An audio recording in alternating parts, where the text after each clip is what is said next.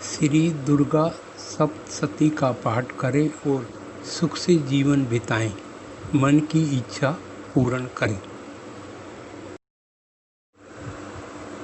ओम श्री दुर्गाय नमः। 5वां अध्याय।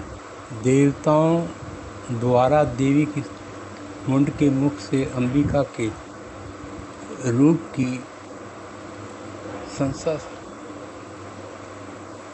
ओम इस उत्तर चरित्र के रुद्र ऋषि हैं, महासरस्वती देवी हैं, छंदय बीजक सूर्य तत्व और सोमवेद स्वरूपा है।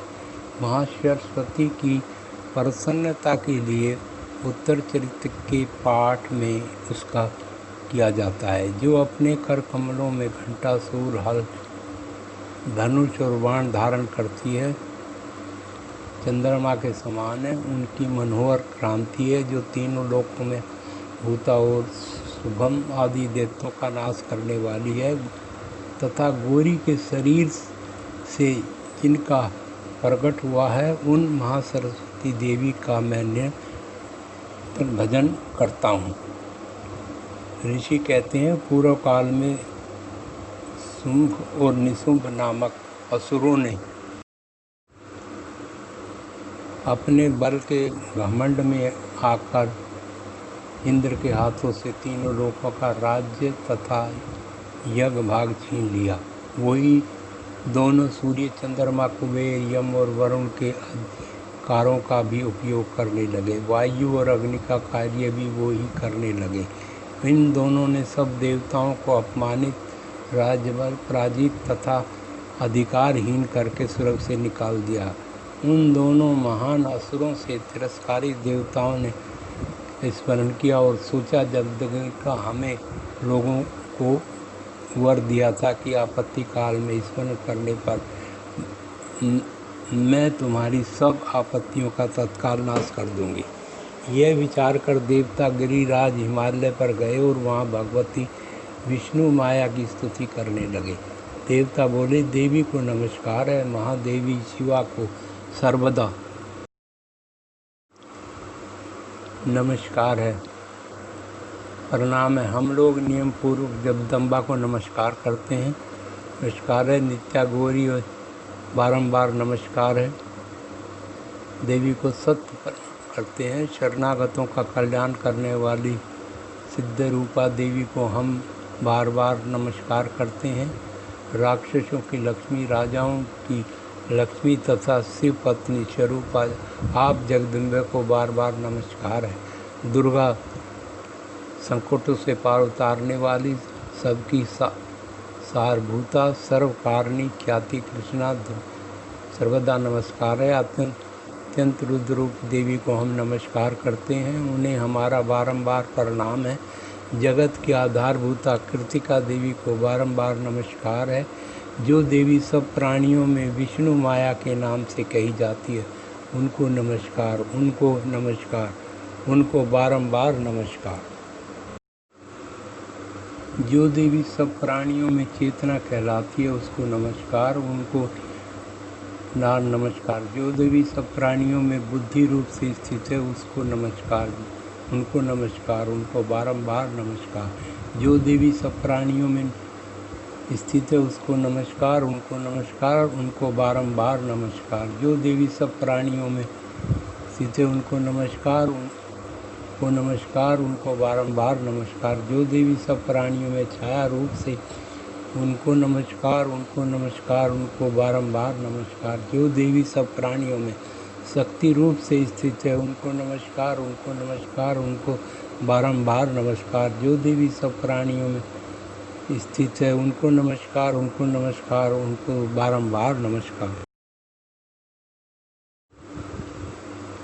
जो देवी सब प्राणियों में क्षमा रूप से स्थित है, उसको नमस्कार, उनको नमस्कार, उनको बारंबार नमस्कार। जो देवी सब प्राणियों में से उसको नमस्कार, उनको नमस्कार, उनको बारंबार नमस्कार। जो देवी सब प्राणियों में से स्थित है, उसको उनको नमस्कार, उनको नमस्कार, उनको बारंबार नमस्कार। जो देवी शांति रूप से स्थित है, उसको उनको नमस्कार, उनको नमस्कार, उनको बारंबार नमस्कार। जो देवी सब प्राणी श्रद्धा रूप से स्थित है उनको नमस्कार, उनको नमस्कार, उनको बारंबार नमस्कार। जो देवी सब प्राणियों में क्रांति रूप से स्थित है नमस्कार, उनको बारंबार नमस्कार। जो देवी सब प्राणियों में लक्ष्मी रूप से स्थित है नमस्कार, उनको बारंबार नमस्कार।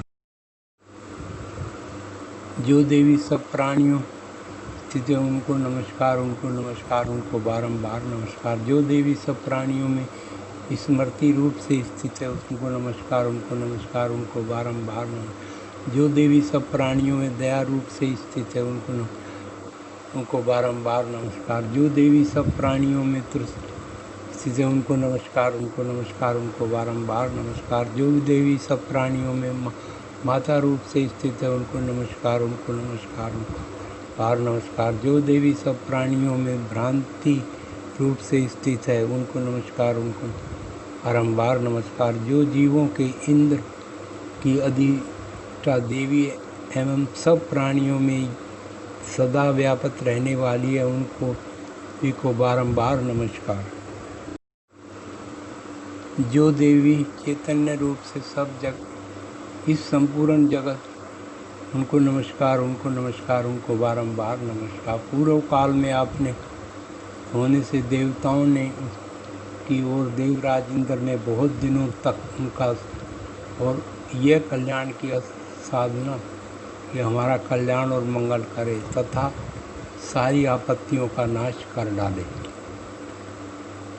सताए हुए हम सब देवता जिन परमेश्वरी को इस समय नमस्कार करते हैं तथा जो भक्ति से स्मरण की जाने पर तत्काल ही संपूर्ण विपत्तियों का नाश कर देती है, वो जब हमारा संकट दूर करे। ऋषि कहते हैं, राजन इस प्रकार जब देवता कर रहे थे उस समय पार्वती देवी गंगा जी के जल में स्नान करने के लिए वहां आई। उन सुंदर भगवती देवी ने देवताओं से पूछा, आप लोग यहाँ किसके? तब उनके शरीर को हटुई। शिवा देवी बोली, शुभ दैत्यों से तिरस्कार और युद्ध में निशुंभ से पराजित हो यहाँ एकत्र हुए ये समस्त देवता ये मेरी कर रहे हैं। पार्वती जी के शरीर हुआ इसलिए वो समस्त लोकों में खुशी का कही जाती हैं। शिव की प्रकट होने के बाद पार्वती देवी का शरीर काले रंग का हो गया था। वह रहने वाली कालिका देवी के नाम से विख्यात हुई।